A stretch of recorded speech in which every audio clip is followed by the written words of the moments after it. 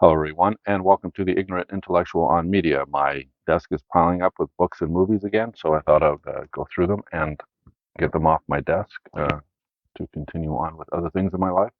And hopefully you'll enjoy the video. All right, so let's do a few books first. All right, first up is Kurt Vonnegut's Cat's Cradle, which is his fourth book. It was written in the 1960s. It's another satire like uh, Slaughterhouse-Five, which is his best book, and it I haven't read it, but from its reputation, it's pretty much as good as Slaughterhouse-Five. And Slaughterhouse-Five, when I read it, blew me away. It was an amazing novel, one of the greatest novels of all time. So I wouldn't be surprised if that one is as well. All right. So next up is The Prince and the Discourses. This is basically a modern library college edition. Modern Library expanded their catalog to go from small, almost pocketbook size hardcovers that were inexpensive enough for the average person to buy and read, and then they started creating college editions. They didn't really take off all that well, but they did do a number of them, and The Prince and the Discourses is one of them. I mean, you could get the Prince in one book and the Discourses in the other by Machiavelli, but this one kind of combines the both. So you kind of save yourself some money if you get this edition. Now it's an older edition. They no longer make those paperbacks. They're out of print a long time ago, and them printing them didn't last very long because they weren't all that popular. But the ones that they did make, they're still around today because uh, they were really well made books. All right, so all right, after that is one of Canada's greatest novels, and that's The Apprenticeship of Duddy Kravitz by Mordecai Richler. This was actually turned into a movie starring, who was it? I'll put his name down here. The guy from Jaws and other books. He's a really famous actor. Um, this is basically part of the New Canadian Library. This is the sixth version of it, right in between the fifth series and the sixth series, where they started them out in paperback size, but then I don't know, I don't know if I have an example of one right here, right now. I don't think I do. Um, but they turned them into paperback size pretty quickly. So there are a few of these mulling around, um, but not a lot of these this style of paperback didn't last very long before they moved into a big trade paperback size. So, but if you haven't read The Apprenticeship of Duddy Kravitz, it's probably Richler's best book. It's quite funny and thought provoking at the same time. So, all right. Next up is a French book, Molière, Le Bourgeois, Le Gentilhomme. All right. Now this is part of the Folio Classic series of French paperbacks. These sell pretty well, so whenever I come across them, I'll pick them up. But I restrict myself. Okay, in Canada, people speak English and people speak French, and some are bilingual. Many are bilingual, actually. So, and that demographic is slowly changing. There's a lot more Asian and African immigration, so you'll have other languages as well. But the main two languages are English and French, and most people speak one or the other or both, right? Um, so when you're in Canada, when you buy a French novel, you don't want to get a French novel in translation because almost everybody speaks English. Okay, uh, so when you buy French books, you want to buy French books by French authors. All right, so there's an adage in reading where if you have a book that's in Spanish and it's translated into English, if you speak Spanish, you're obviously going to get the Spanish version and read the original book, right? You're not going to read a translation because a translation, even the great ones, are a little bit lacking sometimes, right? Uh, so if you get a book that's written in English and it's translated into French and you speak both French and English, well, you're going to pick up the English book because it was originally written in English. So books in French that are translated, um, especially English books that are translated into French for this series, which is the the Folio Classic series, um, are a little bit more difficult to sell because most people who speak French also speak English. Now, sometimes their native tongue is French and they would prefer reading a translation into French to understand it better, maybe, but most people who are bilingual will choose the language that the book is written in originally to read, right? So French books in Canada sell best if they're written by French authors rather than the translations, right? So if the book um, will sell if it's originally written in French and then translated into English because a large population in Canada is English, but the opposite isn't as true. You will have some um, unilingual French-speaking people that will pick up books that were originally written in English or other languages translated into French, but those are a bit harder to sell. So the books that I collect to resell that are in the French language are from French authors. So Molière is a very famous French author. So if I was to read Molière, I wouldn't be able to read this in French because my French isn't that masterly that I could read a novel in French, but I would read it in translation into English. But if I did read French fluently, then I would pick this book up before I would pick up an English translation, right? So they are popular, but only if they're French authors, right? So here's another one by Molière called Don Juan, all right? So also in French. So these are originally written in French. And they would, if they were in English, it means they were translated into English.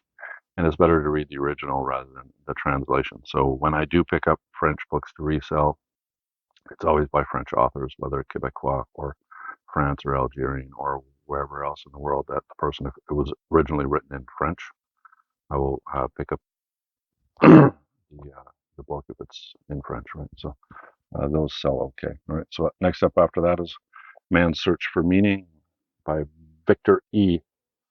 Frankl. All right. So this book is a psychology book, and Frankl is one of the big names in psychology um, for reading, up there with Jung or Freud or others. And so his books sell pretty well. So I picked this up. I have not read this book, so I don't know exactly what it's about. But it's about man's search for meaning, obviously, right? So all right. So after that is Mark Twain's The Adventures of Huckleberry Finn. There's always this one or Mark Twain that people argue is Twain's best novel, but I think Huckleberry Finn is probably its best. It's uh, basically one of the classics of American literature, and this is a Penguin classic, so they're usually pretty easy to resell. Right?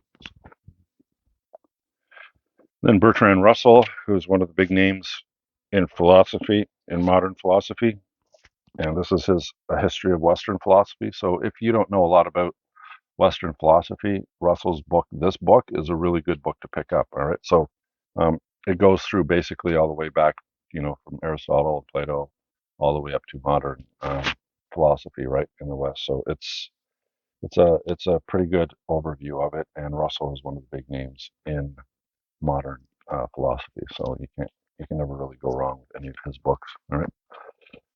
All right. After that is I spoke about this book before, and that's Walden. Basically, Thoreau liked to do like do walking tours in in the country, in the forest.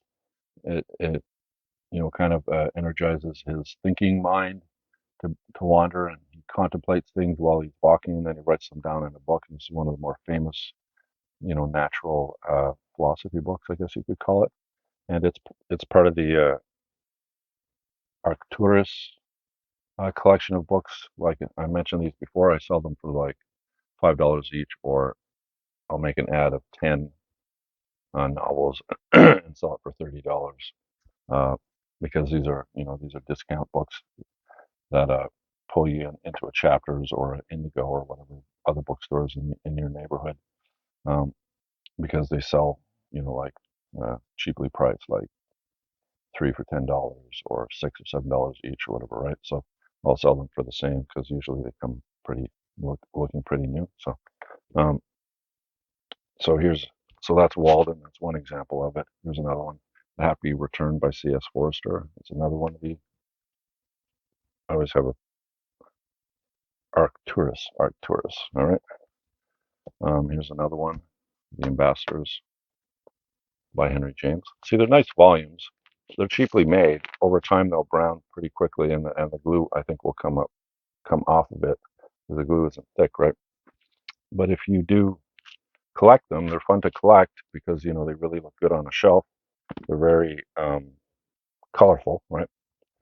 And I would just put them in a plastic bag to protect them, and then you get the best of both worlds. You get the book on the shelf that makes it look nice, and then lasts, doesn't turn brown and fall apart as easily. Okay, so next up is Down and Out in Paris and London by Orwell, the man of 1984 and Animal Farm fame. I have not read Down and Out in Paris and London, so I'm not going to really talk about it. All right, next up is The Professor and the Madman. All right, so this is I think I've sold 3 of these so far since I've been selling books online. The Tale of Murder, Insanity, and the Making of the Oxford English Dictionary. It's quite an interesting read by those. I have not read it, but um, the people who have bought the book off me, and I discuss with other people how they like the book, and say it's quite an interesting read. It seems like a pretty dry subject, but the Oxford English Dictionary and murder, kind of intriguing, right? So that sells pretty well. All right. Okay, so next up is the Dead Sea Scrolls in English. Basically, it's like an update. It's like the scrolls were written like a couple hundred years before Christ and a bit after. Basically, goes into Jewish and early Jewish and Christian, theology or Christianity. And I have not read it, but Dead Sea Scrolls sell, so I buy it. Okay, so next up is Franz Kafka's The Trial, which is an extremely good book. If you have not read it, I highly suggest you read it. It's one of the greats of the 20th century, up there with Vonnegut's Slaughterhouse-Five or George Orwell's 1984 or Animal Farm. These books are like high up in the literary world, right? So it basically tells a story about a guy he was arrested and charged with a crime that he is not told what it is, um, by a bureaucracy that is basically mysterious and secretive. And you wander through this novel like a lost soul, trying to figure out what's going on at the same time as the person in the book is trying to figure out what's going on, right? And you never really do find out what's going on. And the book leaves you with like, wow, like if that world ever existed, um, it wouldn't be a world worth living, right? Uh, so yeah, it's an extremely good book. And it's here I picked it up because it's part of the internet. Well, I would have picked it up anyways, but um, the International Collectors Library is a fun collection of inexpensive kind of like faux leather books that people like to buy, um, sometimes as showpieces, sometimes to read.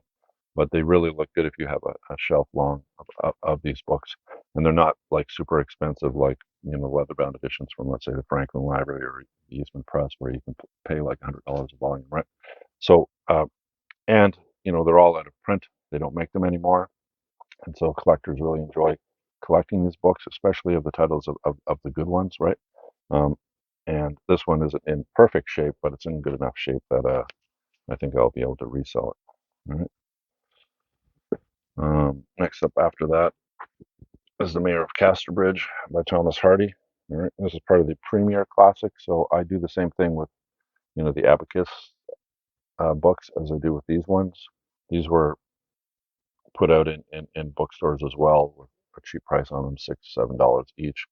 And they're all classics, like in the public domain books, right? So I'll collect up 10 of them and I'll sell them for $5 each, or 10 for 30 or whatever, right? So, all right, what's after that? William Blythe's Mutiny on the Bounty.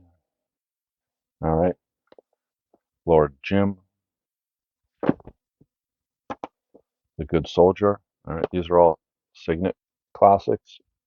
Another imprint that I will stack 10 up and sell them for $5 each, or 10 for 30.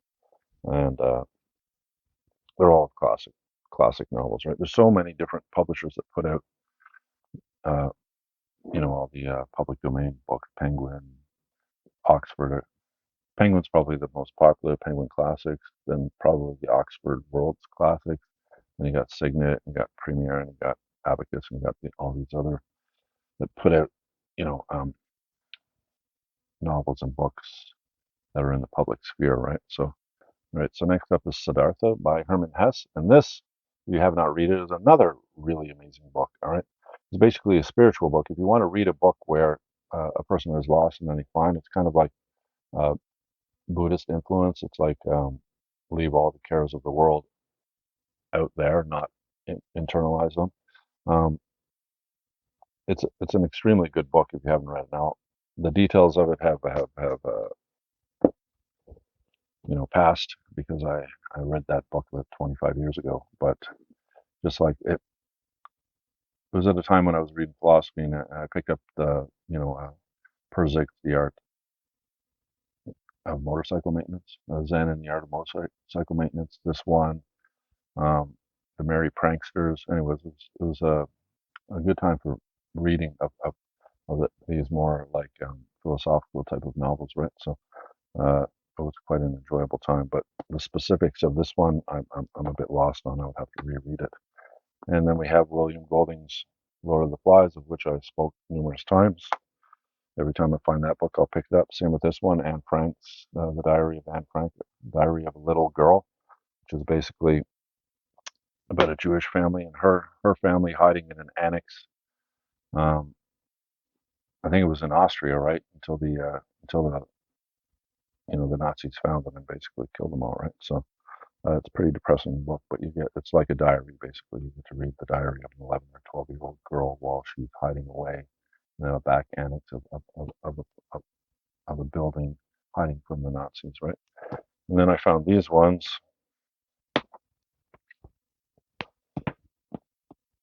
the Lord of the Rings trilogy. Uh, Many consider these three books as the greatest fantasy novels of all time. Um, it's hard to argue. I mean, and then Peter Jackson takes them all and make them into some blockbuster movies and everything. But the fantasy series that I enjoyed the most were the three chronicles of Thomas Covenant: First Chronicles, the Second Chronicles, and the Third Chronicles of Thomas Covenant. All right, so those ones by Stephen R. Donaldson, and actually I enjoyed those. Mordant's Need, those two books as well. I was a big fan when I was reading fantasy fiction of Stephen R. Donaldson. All this stuff is really good if you haven't read it. But most people will cite The Lord of the Rings as being the greatest fantasy books of all time. But I kind of like the, especially the first Chronicles of Thomas Covenant. They were really good. All right, if you haven't read those, pick those up. All right, what's up next here? All right, we got another in the Everyman Library, the 1992 Plus edition. This one is number 338, 334. And it's V.S. Naipaul's collected short fiction. All right, so um, I will add it to my library. I have not read it. All right, so and if you've noticed, it's nice and shiny because I've put Mylar plastic on the dust jacket, all right, which keeps it in really good shape. Um, I'm running out of space here. Next up is another Arcturus, but this one is a hardcover. It's not one of these cheaper soft covers like this one, like the Ambassadors. Right? This one is actually a hardcover with a dust jacket on it, and it's basically Nietzsche's three greatest philosophical works, which is thus spoke, Zarathustra, Ecce Homo, and Beyond Good and Evil. If you read those three books by Nietzsche, you will have basically a really good sense of Nietzsche's philosophy, and you will be quite depressed afterwards, right? He's very, I don't know, is he nihilistic? I don't know. He's like anti-Christian. He tears down the Christian church. He says there's no God. We got to get beyond good and evil. There's no such thing as good and evil, and all this other kind of thing. It's really depressing stuff. But he is the most accessible of all the great German philosophers, which all have the disease of written diarrhea, just on and on and on. And very, very difficult to understand these guys, Hegel and Heidegger and all these guys, right? So, um, but Nietzsche not so much. He can basically write and make the common man understand what he's saying. It's just what he's saying is kind of pretty depressing. All right, but I saw this book and I went, wow, really nice hardcover edition of three of Nietzsche's greatest works. Um, I'll pick it up, right? So I'm running out of space to put stuff. All right, so then next up is Oxford University Press. Think with Socrates. All right, which is basically about critical thinking. So they basically take Socrates had what it was called dialectic, I think it was. If you read Plato's Republic or his other dialogues, where Socrates is the main character in those dialogues, basically it's Socrates feigning that he knows nothing, and then he questions people on their belief systems, and then leads them down a path where um, they at the end agree with what Socrates had in his mind from the beginning, but just didn't verbally say it, right? So he basically questions your belief to make sure you really believe what you believe, or did you not really think about it, right? So um, that type of critical thinking is really good, whether it's done towards the outside world to figure things out, or whether you do it internally to get to know yourself. And critical thinking is never wrong, and this is one of the better books when it comes to that. So if you can find a book, this one, Think with Socrates, pick it up. I think you'll really enjoy it. All right. And after that is The Great War for Civilization, The Conquest of the Middle East by Robert Fisk. Now, the Middle East has been a warring place since time immemorial, it seems. It's like because the Middle East houses the most holiest places for all three of the monolithic religions, Christianity, Judaism, and Islam, and all their holy places are all in the Middle East. All right. It seems like there's always some sort of war going on there, right? And if God does exist, I wonder what he thinks about that, right? Anyways, but this Fisk basically takes one of the outstanding reporters of this generation as a war correspondent. He is unrivaled, and he basically writes a huge tome of everything going on in the Middle East. And this is one of the great history books of that area. Um, Martin Gilbert's. You can read a bunch of Martin Gilbert's, get more of the Jewish perspective of the Middle East. His history of Israel is a really good read as well. Um, but Fisk does it pretty good. He takes a journalistic view of the place, and then he goes through everything. And after you read this book, you will be a lot more informed about that area of the world. All right. So, do I have any other books? Two more, two more books, and then we'll move on to movies. All right. So this, I found two books from Paper Mill Press, which put out these bendable hardcovers. They're not expensive editions, but they're really nice. They have they have a ribbon for you to use as a bookmark, and they're nice editions. They're not super expensive, but they're better than a paperback, and they're sturdy enough that you can read. Right. Anyway, so The Prince and the Pauper by Mark Twain, um, and Treasure Island by Robert Louis Stevenson. Now, according to my research, there's at least I think 40 of these volumes, all classic books. I think more going towards what children. Let me double check that because they do give a list on the inside of other editions. Yeah, The Arabian Nights, Black Beauty, Dracula, Great Expectations, Oliver Twist, A Tale of Two Cities, Jane Eyre, Robinson Crusoe, Wuthering Heights. So basically, no, it's not necessarily just towards children, but a lot of the classic books that are in public domain. Here is another press that ends up putting them out, which is Paper Mill Press, and they're pretty nice editions, right? So I have never found these before, so these must be new on the market, and I'm going to see whether they're resellable or not. And if they are, then I'll just, whenever I find them, I'll just pick them up, right? All right. So The Prince and the Pauper is what? Twain's, not his greatest novel, but it's basically, um, actually, I don't want to get into that one because it's been such a long time since I read it.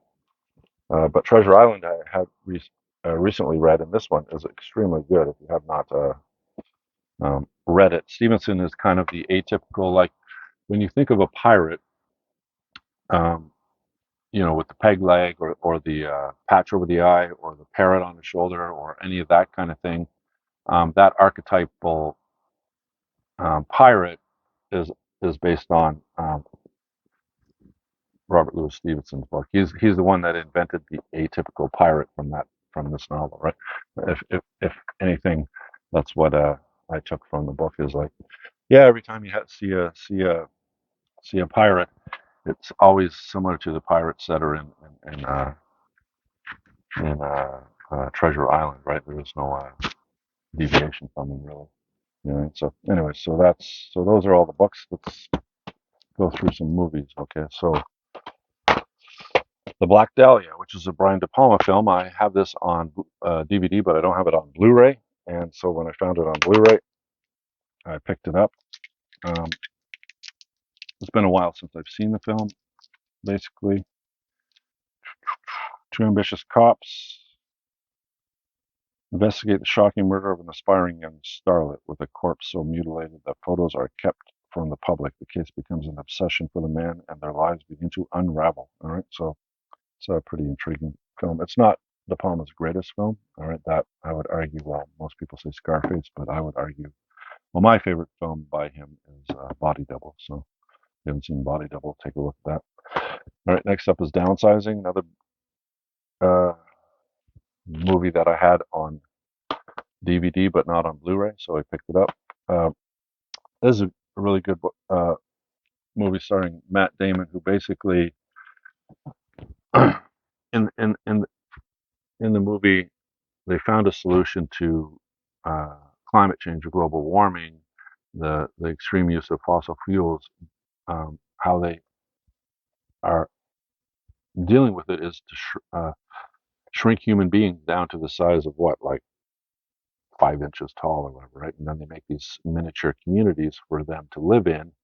And basically, because they use uh, so few resources, an average man with an average amount of money in the bank could become like a millionaire in the big world, right? So if you have a good amount of money, not a huge amount, and you want to live a lifestyle of the rich and famous, let's say, you can have yourself shrunk down to 5 inches tall and go into these different communities around the world and live your life as a miniature person. And it's a pretty interesting concept, right? So I quite enjoyed the movie, so I picked it up on DVD, and then now I just found it on Blu-ray. So now I have the Blu-ray. All right. So after that is The Sixth Sense, um, probably M. Night Shyamalan's greatest uh, movie, basically about a little boy who sees dead people, and it stars Bruce Willis as the little boy's psychiatrist, trying to have him cope with being able to see dead people. But there's a twist in it that really blows everybody away. So if you haven't seen it, I'm not going to ruin that. But most people have seen the film and know what the twist is. But if you haven't, pick it up and watch it. It'll blow you away, the twist, right? So it's like, what? Really? Cool. All right. And then I also found, so I had this on, again, DVD, not Blu-ray, and this one on DVD, but not Blu-ray. This one was panned by most people, The Lady in the Water. And because of it, I've not watched it yet. All right. So, but I really like, if I'm collecting a director, to have all of his movies, whether they're good or bad. So I have basically his um, filmography, and then I can just watch it at my own leisure. I don't know. It's the completist in me, I guess. It's the collector in me that wants all the director's movies, and then I can watch them, let's say, from his first movie to his or her last movie, and then see the development of it and see how they've gotten better or gotten worse, or what their subject matter is on a lot of their movies and everything. You get an idea of the director as a human being through the movies that he's directed, right? But the only way that you can do it properly is if you have all of the films from the beginning to the end, and you see his development, right, or her development. Right? So, all right, so that's Lady in the Water. I also have 24 City, a film by Jia Zhangqi, and I know nothing about this film, only that it has a really good reputation, and it's still new. So I said, okay, I'm going to pick it up. Basically, what is it? Chengdu nowadays, the state-owned factory 420 shuts down to give way to a complex of luxury apartments called 24 City. 3 generations, 8 characters, old workers, factory executives, and yuppies. Their stories are the history of China. Right? So um, when I looked it up on my phone, when I saw this film, it was highly recommended. So I'm going to watch it and see how it is. Right? And then whenever I come across anime, especially anime um, that's, let's say, a complete series, because a lot of anime production is you'll either have a movie or a movie based on a manga, right, or a movie that is in addition to like a TV series, right? Um, but a lot of it is TV, right? So and it usually has a specific run to it, right? So it has usually it's like 12 or 24 episodes, and then the series is done, right? I mean, you do have um, uh, some anime that goes into multiple seasons or whatever, but a lot of anime is basically like like a TV miniseries almost, right? So, so whenever I come across something that has the complete series in one collection, you don't have to collect a whole bunch, and maybe you'll buy one of them, and then you're looking for the other season, another season. No, when anime is all put together into one issue, I will pick it up if I find it. And here's an example of it, and that's Shonen Jump Black Cat. All right, so this SAVE, which is Super Amazing Value Edition, Save. All right. A lot of anime comes in this one, especially older anime. Classic anime will come in, the screen thing, whether in Blu-ray or DVD. Now I found this for $3, so I picked it up.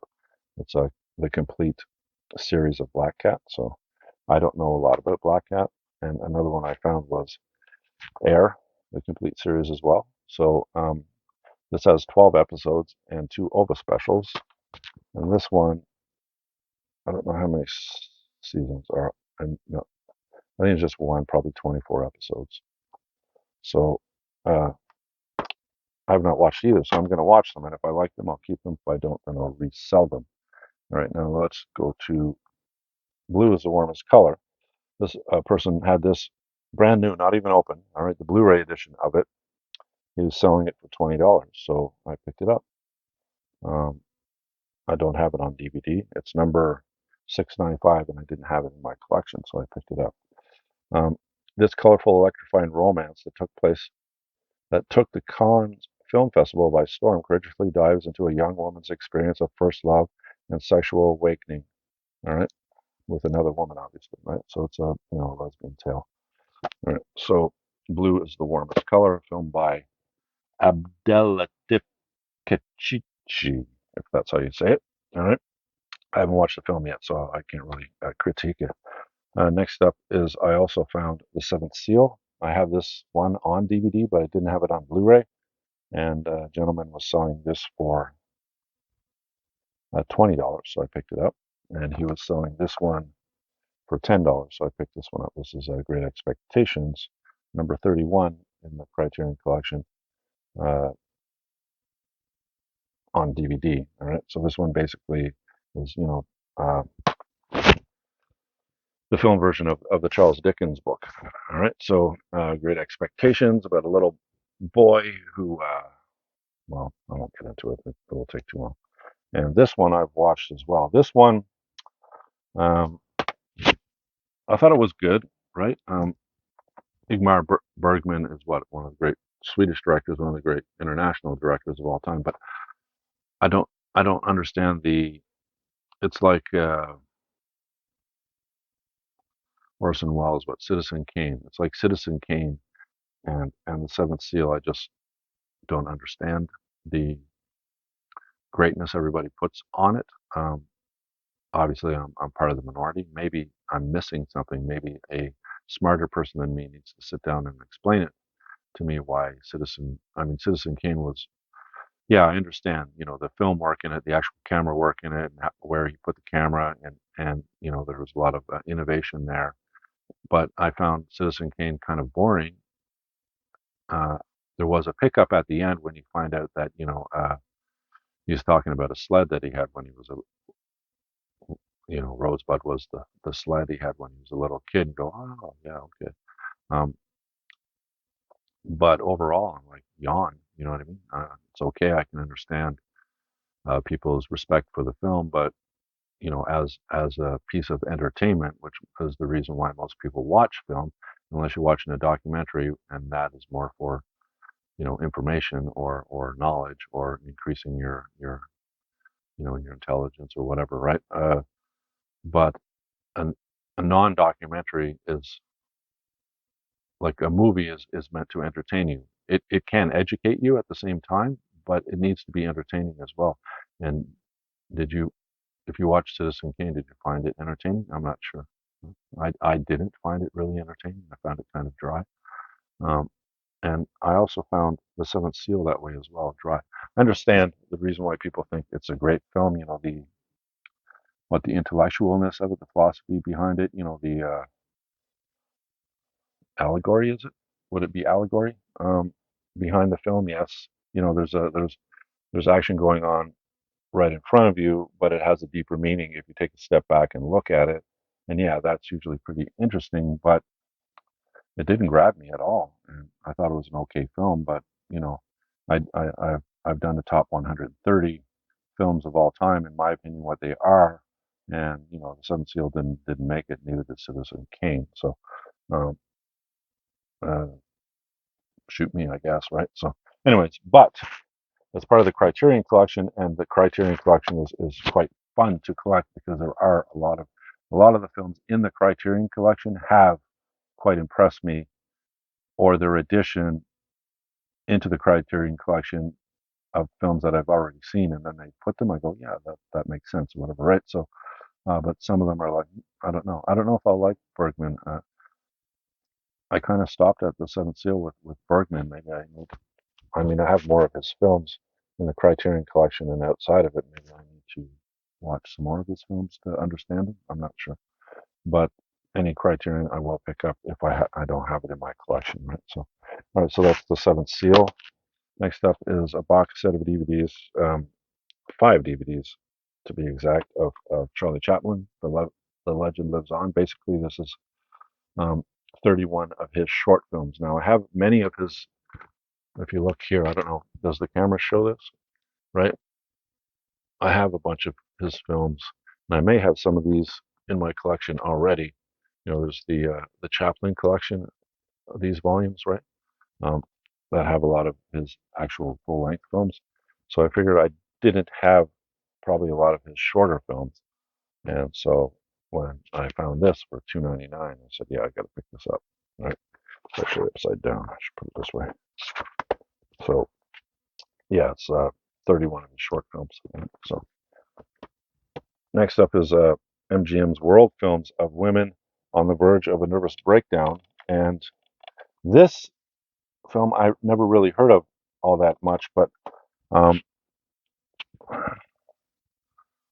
Variety, I think it was Variety magazine, the online magazine. It used to be a print magazine, did a top 100. I did a video of it if you want to go looking for it. Um, of their, they did a top 100 of the greatest films of all time, and they included this film in that. So when I came across this film, I said, okay, I'm going to pick it up and see it, because if Variety thinks it's a great film and others also, I'm going to want to watch it, see what it's like, right? But I have not watched it yet. If you have seen Women on the Verge of a Nervous Breakdown, um, let me know what you think of it. Did you think it was as great as everybody's talking about? All right. Next up is one of Canada's greatest films and one of Quebec's greatest films, and that is Crazy with the dots, C dot R dot A, so on and so forth, which is basically about a young man in a Quebecois family and a Francophone family in Quebec who is growing up in the 60s and the 70s, is it? Yeah, from 1960 to 1980, and he is a gay man. All right, and the the culture and the, what would you call it?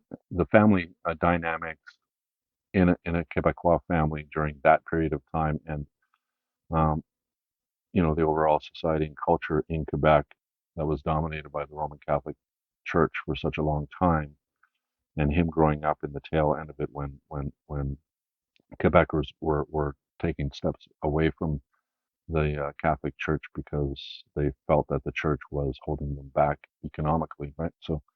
Uh, so they started moving away from the church and it not being central thing of their lives in the 1960s going forward, right? So um, all that taking place with a boy growing up in that era and realizing that he is gay in a very religious area of the world. Let's put it that way.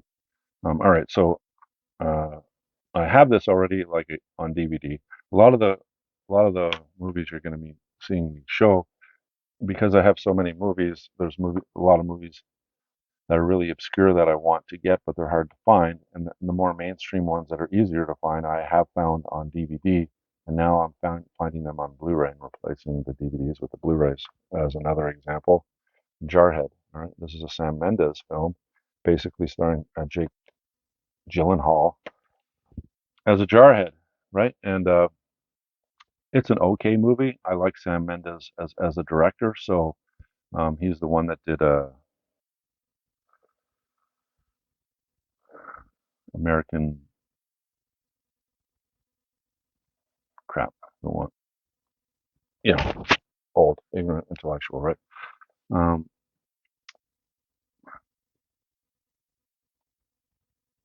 I'll just cut this once I think of, because I'm going to think of American.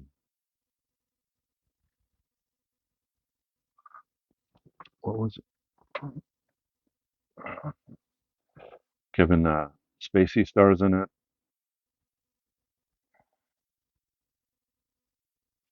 Anyway, I'll put it here. That film was really good, and because of that, I kind of started collecting Mendes's films, and Jarhead is one of them. All right, so it isn't, like I said, it isn't the greatest film of all time. It's not one of the greatest military films of all time, but it is interesting enough that you watch it, you will be entertained. All right, and another example of one that I have on DVD but I don't have on Blu-ray is Leonardo DiCaprio's The Revenant, and I have seen this film as well, but do you think I can remember exactly what it's about? I do not remember what it's about, so it's been a while since I've seen it. Um, I don't know. Maybe it's age. I just don't remember a lot of films that I watch. Maybe it's because I watch so many of them that one blurs into another, and then I get confused on which movie is which, and then I don't want to talk about them because I may be talking about this film, but that scene in that film isn't actually from that film. It's from another film, right? So, um, but that happens when you get older, right? So, and I also found this one, the two movie collection of a Mickey's Christmas. All right, so I did not have this. I collect uh, Disney films, Disney animation films on Blu-ray or 4K if they come out on 4K, and I get a 4K player. Collect them on 4K of all the Disney films, especially the classic ones. The main central ones that's starting way back with Cinderella and those ones back at that time, going up to the animation, whether CGI, regular animation. So, all right. So I think that's everything. It is. All right. Uh, thank you for watching, and look forward to my next video. And as I said in previous videos that I've posted in the last few weeks, I have finished my top 100 films of all time, 130 films of all time that I will be putting up in the next few weeks. And these are more of stopgaps until I get that whole thing set up properly and to load it up on YouTube. Until then, we'll still be doing these because stuff just keeps coming in and piling up. I keep buying, selling, right? So, all right. So thank you for watching. If you enjoyed this film, leave a thumbs up. Think about subscribing. I do not want to pressure you into doing that, but if you do, I would appreciate it. And I will see you in my next video. And thank you for watching. Bye for now.